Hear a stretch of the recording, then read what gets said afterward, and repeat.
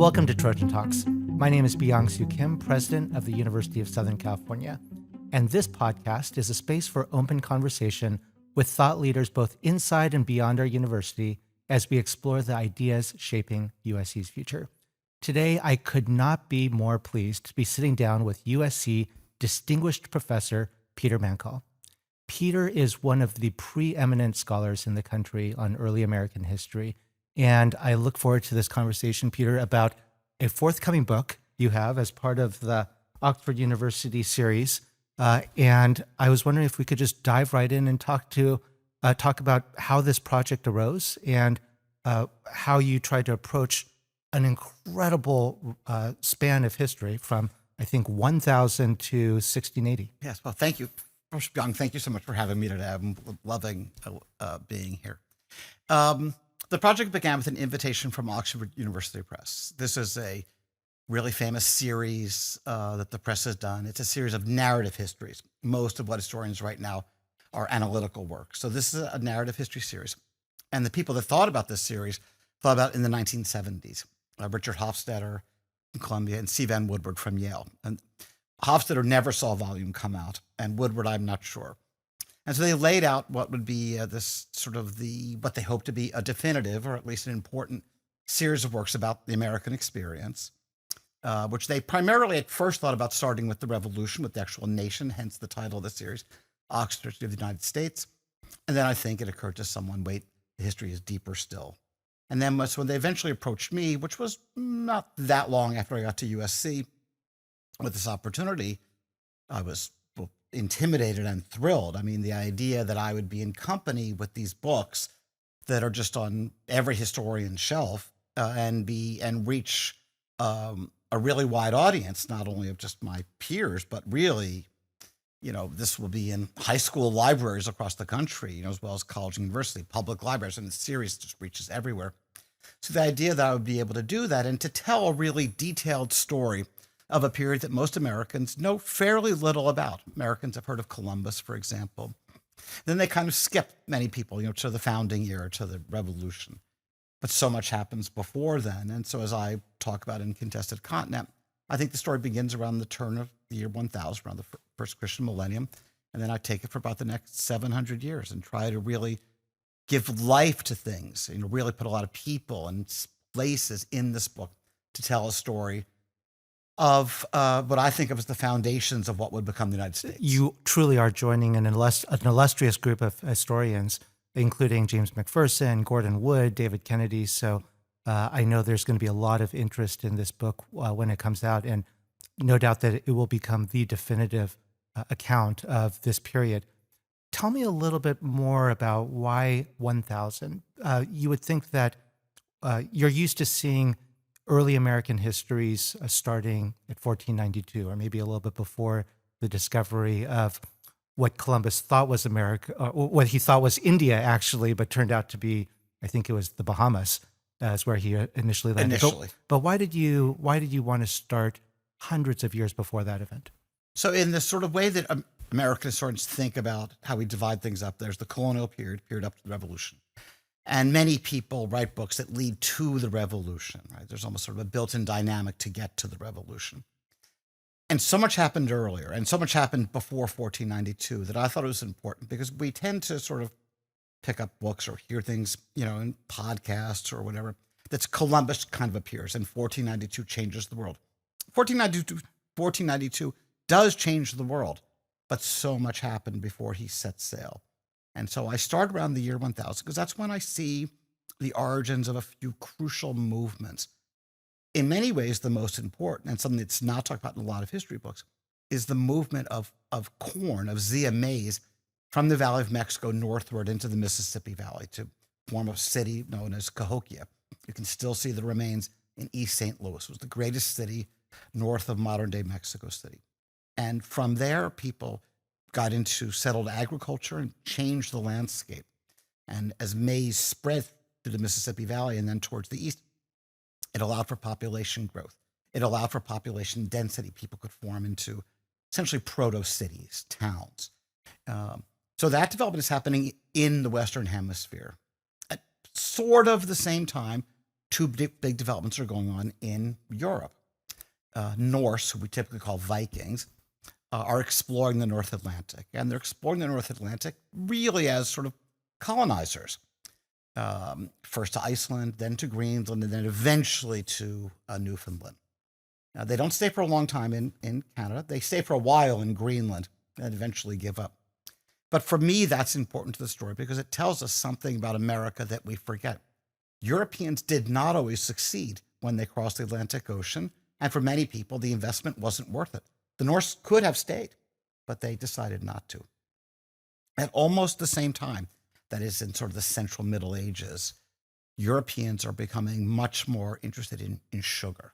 There's a lot of sugar coming back via the Crusaders to Northern Europe, and Europeans fall in love with sugar. They'd had sweeteners before, but nothing like cane sugar. So now they want to find how can they produce more, and they begin to produce it on islands off the African coast.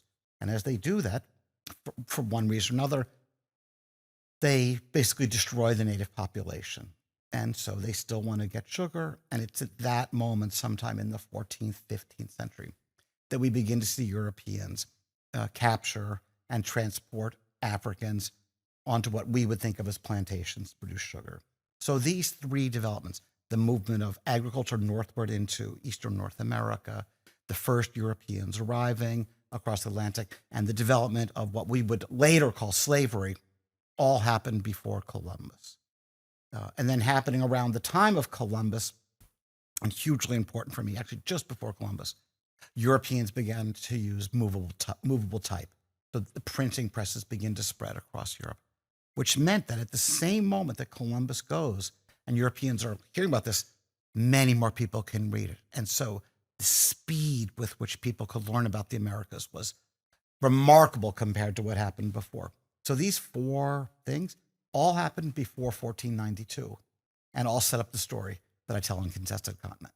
That's fascinating. And in the book, you talk about the significance of Columbus's discovery of, again, what he thought was India, as being significant, not just because he was the first from Europe, but because it coincided with this time when he could actually publicize, or people could publicize what was happening. And that, of course, led to all sorts of other people coming to North America. Yeah, that is exactly right. In fact, one of the first things he does when he comes back is he has his letter, which he writes to Ferdinand and Isabella, set into print. It's printed in Barcelona, 1493, which is known as the Barcelona letter.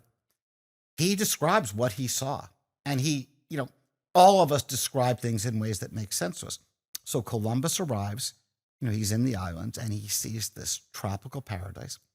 He had gone sailing looking for spices. He thinks he's found the spices there much closer than the Southwest Pacific, which was his destination. He talks about his encounters with the peoples he meets. He describes them as sort of innocent. He sort of claims, well, we shouldn't take advantage of them. But even in that first letter, he indicates that, yeah, we could sort of teach these people to be like us. Basically, we could capture them and make them work for us. And in that first letter, he says something that is really surprising to modern readers. When Columbus is writing at the end of the 15th century, traveling, Europeans believed that beyond the world that they knew, so the world of the modern Europe and the Middle East, somewhere beyond there, monsters used to live. They were the so-called monstrous races. They lived at the edges of the world. And Europeans had been talking about them and writing about them since Greek antiquity. Columbus, twice in his report, says, I expected to find monsters, but I didn't. I found people. And he plants the seed with that simple, obvious observation. He plants the seed. We can come to this place. There aren't the threats that we feared. We can take over these people. We can take over their lands, and we can prosper. And the very first thing he does, when he first gets there, very first thing he does, he puts up two flags for Ferdinand and Isabella. And he says, I take possession of this place in their name. And then he knows that places have native names. He renames them. So he gives all these places new names. So we have this notion of Columbus sort of sometimes coming over and sort of encountering what used to be referred to as like a virgin wilderness. No, Columbus, from the start, realize this is a heavily populated where he is, um, and that can be to the advantage of Europeans. So he sets in motion things that follow from what had happened earlier and then propel them forward into the era of conquest and colonization. You start the book with a quote from Crevecoeur from, I I do. think, 1782, and I think it's "What is an American?" And my understanding is you're starting with that quote not because you agree with the question, but because you actually take issue with it. Well, I start with the quote. I love the question that he posed, what is an American? What I disagree with is his answer for the American. So Crevecoeur is a fascinating writer. He's traveling through America at the time of the Revolution. And he observes and he writes these very powerful letters, which are soon printed and would remain in print. Crevecoeur, I think, has been in print continuously since he wrote those letters. You know, I wouldn't mind having a book like this in print for 200 years, right? I mean, it's a nice achievement. But Crevecoeur believed that an American was a European. That was it. So the European could be English, or could be French, or could be Dutch, or could be German. But that was his whole conception. To him, an American was not a Native American. To him, an American was not an African American. So I asked the question, what is an American? To set the reader up with some expectation that they're going to see in this book that there are a lot of people who don't fit into Crevecoeur's definition of what is an American, but are absolutely American. And they're just different Americans. And part of understanding the colonial period, and I would argue the whole nation's history, is to understand how many different populations are American. A brief methodological detour. So you talked about why you started in 1000 and the importance of maize coming to North America and really revolutionizing farming and agriculture. And you made another comment along the lines that this series is a series of narrative historical works, which is maybe not the most prevailing fashion in history nowadays. And yet what struck me about the book is that it's far from traditional in the sense that you're bringing to the historical account so many other different perspectives, whether it's environmental, whether it's economic, whether it's agricultural. And I was just wondering if you could share a little bit about how you like to approach history from a methodological standpoint. Okay, that's a wonderful question. I'm so glad you asked me that. When people write about modern America, write about now or write about the 19th or 20th century modern America since the Revolution, they are overwhelmed with the amount of documentation that exists. I mean, I can't imagine writing something about the 20th century. There's just too much documentation. For my period, it's the reverse. There's often too little documentation. There's so much I want to know that I'm never going to know. I don't know what most of the people I write about look like. I don't know the names of most of the people I write about. But I do want to write a narrative history. I mean, A, it's the thrust of the series, and B, it's really compelling to me as a writer. I just want to tell that story, this sort of long arcing, almost 700-year story that I want to tell.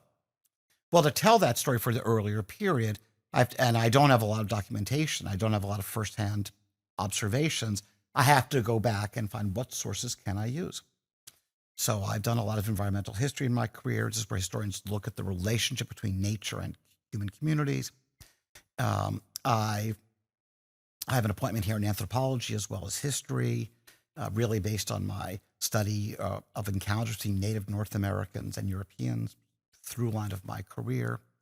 And so it's somewhat natural for me to try to flesh out the details for narrative history by looking at these other disciplines. And environmental history, part of its core is it relies on scientific observation. It relies on core samples of trees or samples of pollen, things that are not very good on their own to tell a story, but you put enough details together and you can begin to tell it. Archaeologists, I mentioned Cahokia, this fantastic civilization. Archaeologists dug into those mounds. They dug into those mounds and they found what they would call a stratified society. There were some people obviously very elite, buried with very presumably expensive goods. And then there are a lot of other people who presumably built that tomb, many of whom were executed. They were presumptively enslaved. We don't know. I don't have written documents for these people.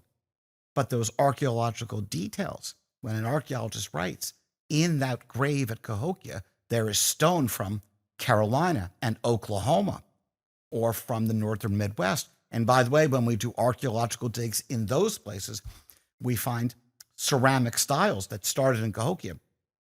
All of a sudden, what seemed like a story that didn't have many people in it, I now have people moving all across North America, right? I don't know their names, right? I don't know if they were men, women, children, so much I don't know.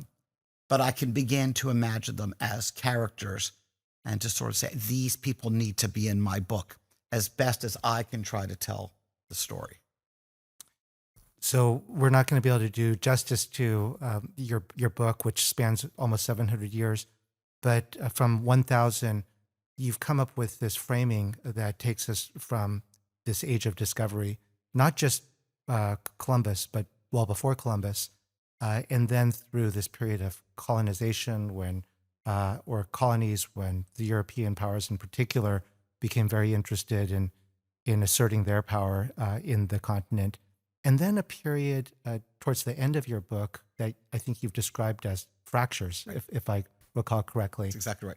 I was wondering if you could just tell us a little bit about that last period and why do you end at 1680? So I divide the book into three places. The first is sort of an era of mutual discovery. That is native peoples learning about Europeans, Europeans learning about them, peoples of the Atlantic Basin meeting. That gives way to a colonial period, the establishment, as you said, of European colonies. And in many ways, that's the traditional story. Europeans established colonies and they lived, happily ever after, maybe too much, but they lived settled lives until the time of the Revolution.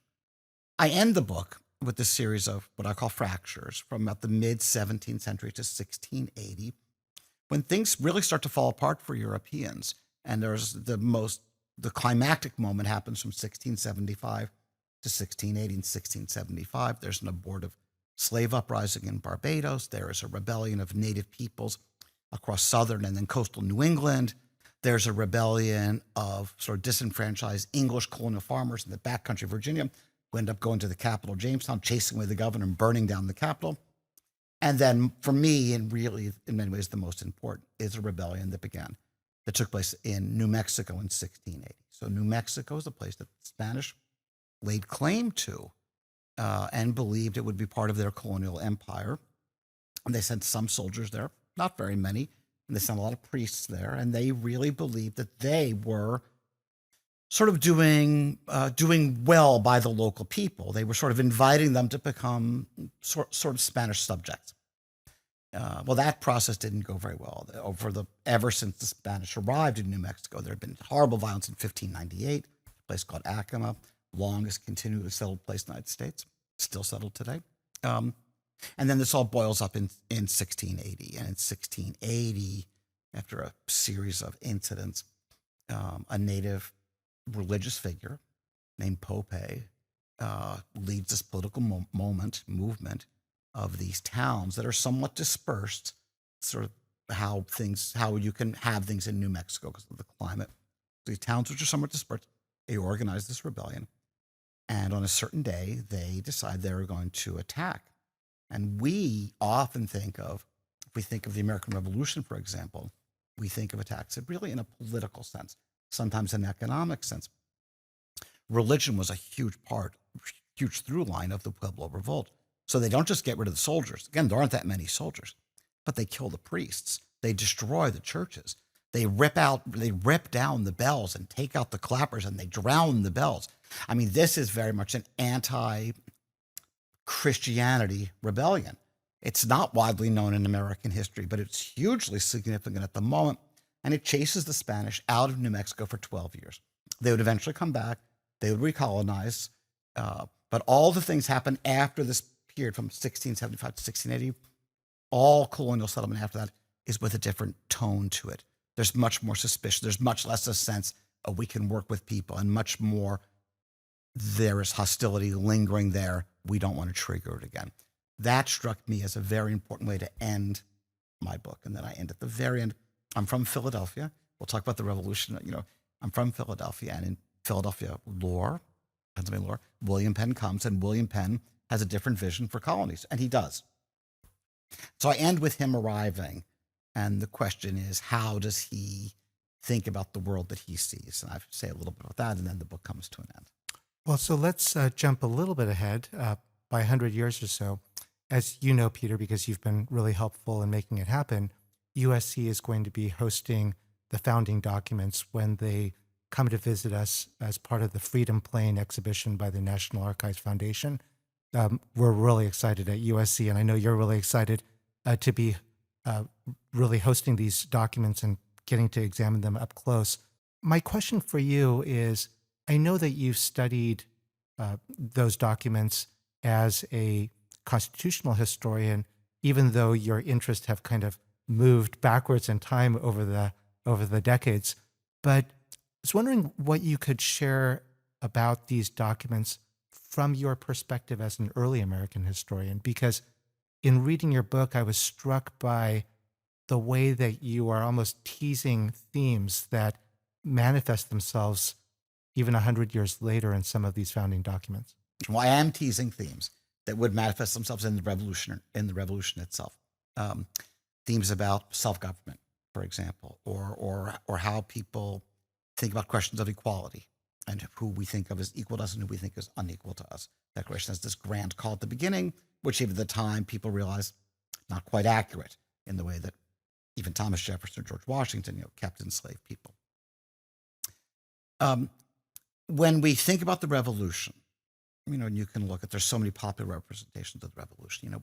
One debate among historians is, when does it sort of start and when does it end? And that's a really good question. When does it end? And so does, when does it start?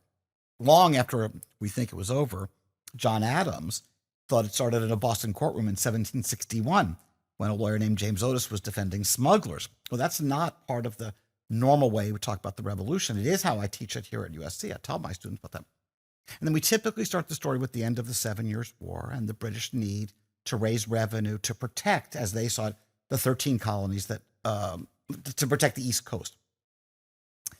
Each time they took a step, each time they tried to raise revenue, all they did was inflame the passions of people who didn't like it. Whether it was about raising taxes, or literally how to pay, or where they could live, in something called the Proclamation of 1763, which limited westward movement of colonists. Every step they took enraged people, and it enraged them in part because they thought of themselves as coming out of this American colonial tradition where they had the ability to do things on their own. They did not, other than paying some relatively minor taxes and things called the navigation tax, they didn't think that they should be taxed, by Britain or by any other European. So the British, from 1764 to 65 and then on, keep stumbling into these things, trying to raise money, and people are upset. One of the other things that I sort of tease about what happens is I talk about the importance of print a great deal in my book. In the period of the Revolution, one of the reasons the Revolution accelerates so quickly is that people could circulate ideas very fast in newspapers and in pamphlets, these quickly produced political tracts. They drew on a long tradition of British political dissent that dates back to the early 18th century, and they could use British ideas to articulate why these policies were wrong. British government officials, of course, disagreed with them, but they went back and forth, and the colonists went into the streets in 1765 against the Stamp Act, and the British sort of said, okay, maybe that was a mistake, we'll take a step back. But at the same time, in 1766, the British passed an act called the Declaratory Act, which clarifies their authority. The first document that's coming to us is the 1774 Articles of Association. Right. That comes in 74 after a very specific sequence of events that sets up why colonists would decide to not import British goods, which is what that's about. It's about non-importation of British goods. Right? And it's basically them saying, we won't pay taxes. By 1774, there have been British troops in mainland North America, in Boston, since 1768.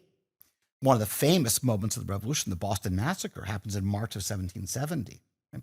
So already there is growing tension. And then the result of basically the Tea Act of 1773, which leads to the Boston Tea Party, which leads to a series of other acts known as the coercive or intolerable acts, a lot of colonists said, we've had it. And hence, they begin to associate themselves first in the Continental Congress, eventually the Second Continental Congress, and to basically lay out certain principles. And one of the things that they do is they basically say, we have to arm ourselves more efficiently against this army, or this potential army that's coming.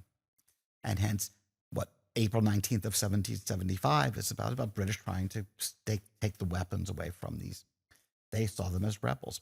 So we have the Articles of Association, which blends very nicely into the Declaration of Independence, which, as I tell my students, the colonists didn't rush towards the Declaration. I mean, we really should read the Declaration carefully. That's why it's so amazing that this very rare print is going to be here, because they didn't rush for it. I mean, they start fighting in April of 75. Declaration is July of 76. That's a long time to be fighting before you figured out what the principles are that you're fighting for. And then they articulate them. And the genius of the Declaration, Jefferson's genius, you would say, although other people edited it, sometimes not to his liking, the genius is he managed to articulate their grievances in ways that still resonate with us today, right? Let facts be submitted to a candid world, right? We're going to tell people this. Basically, it's a listing of what the king did wrong, terrible things that happened to them. But he frames it in this world significant terms. This is our moment in history. All people are created equal. They're endowed by their creator with certain rights. Among them are life, liberty, and the pursuit of happiness, which is property. The phrasing is so important. It transforms an attempt to articulate grievances into something that every school child knows today. There's very few things that have that kind of shelf life, and it's amazing. So we're going to have that here.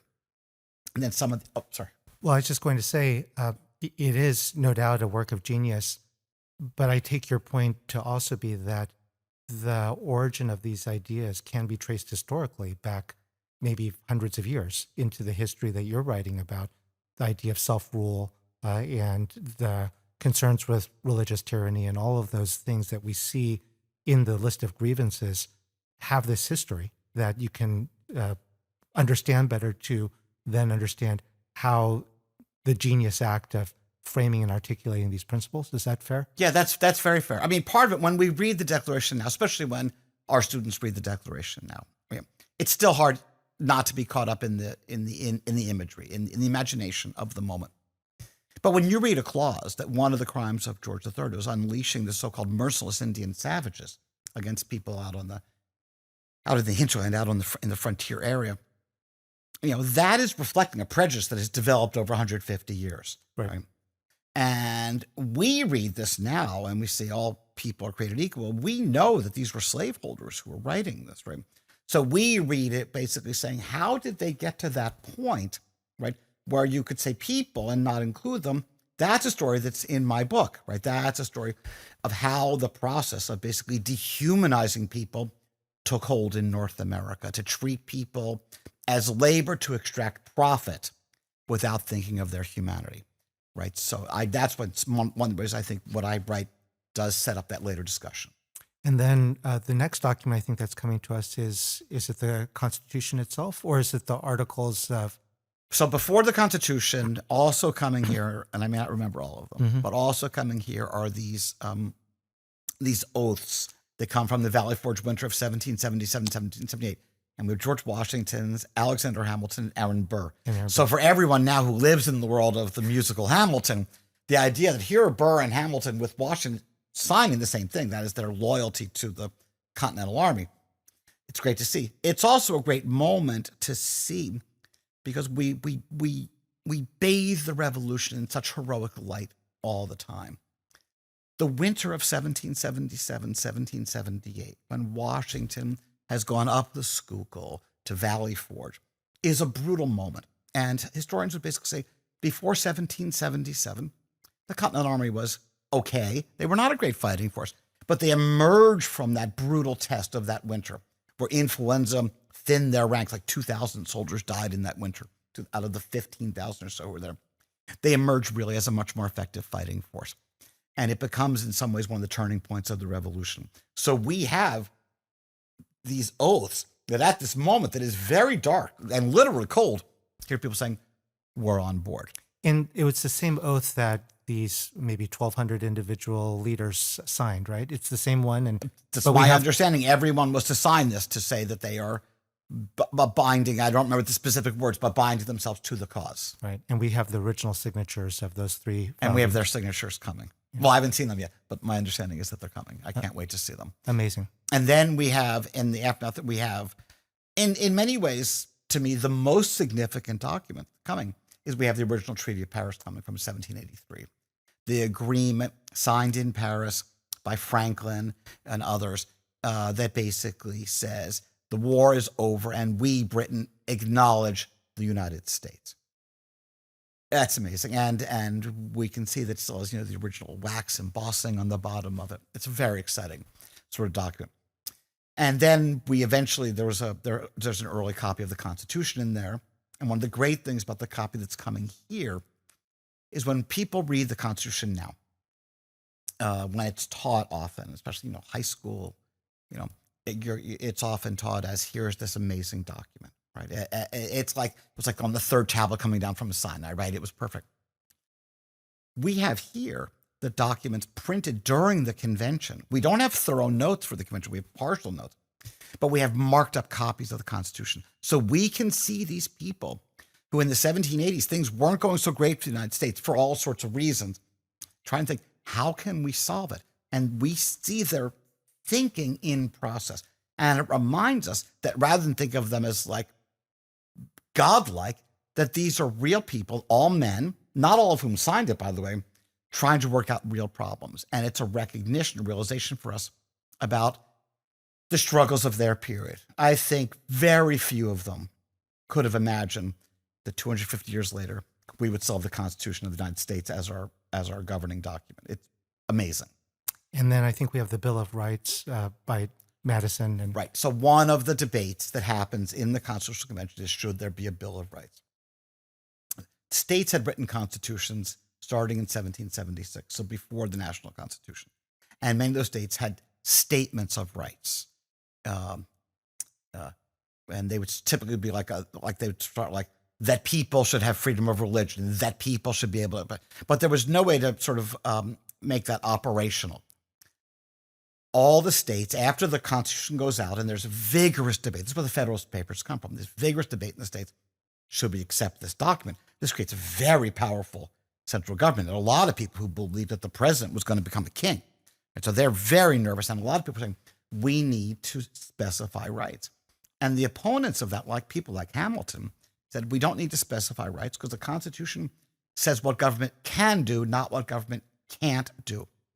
But there was enough suspicion, the Anti-Federalists were very effective writers, that they invite the states, submit your things. And so people submitted what should be rights. And they submit something like 200 different things. In Pennsylvania, it's a right of every farmer to receive a bounty of like 5 pence for a squirrel hide, right? It's the right of the people of Maryland that the port of Annapolis will be free or whatever, all these things. Madison, another genius, frank political genius, Madison's genius then was to distill these down and to create basically 12, but as the exhibit will show, only 10 of them. Then that's where the Bill of Rights came from. And if you ask people now what the revolution was about, because I ask my students all the time, they would immediately start talking about the Bill of Rights. Yeah. It become the shorthand. It's so remarkable that these documents, yes, in the crucible of all these challenges that they're going through, they're put together or drafted and ratified in a period of years, and we still have them with us today, governing our country. It's remarkable. So I think it was E.H. Carr that wrote the book, Why History? What's your answer to that question, Peter? Why is it so important for us to understand the history that you write about and in history more generally? Well, for me, for the period I write about, most of my readers and most of the audience will be Americans or people who live in the United States. And I want them to understand the deep foundations of the society that we have.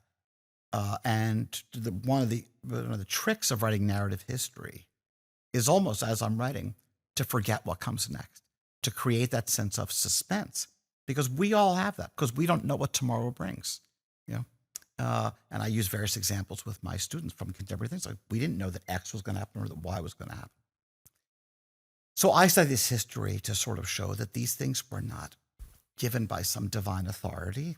The society that we have was made by people. And the documents, or more deeply what I sort of do, is to try to show how we shape things. Because I think if people understand how people in the past shaped events that we take for granted, the Declaration of Independence, the Constitution, the Bill of Rights, if we see the humans behind that, I really hope we charge our students, I charge my readers with the idea that they have control over their lives too, that all of us possess a sense of agency. Yes, there are times when that's constrained. I write about a lot of constraints in the time period I write about, but there is still that underlying desire to control one's life.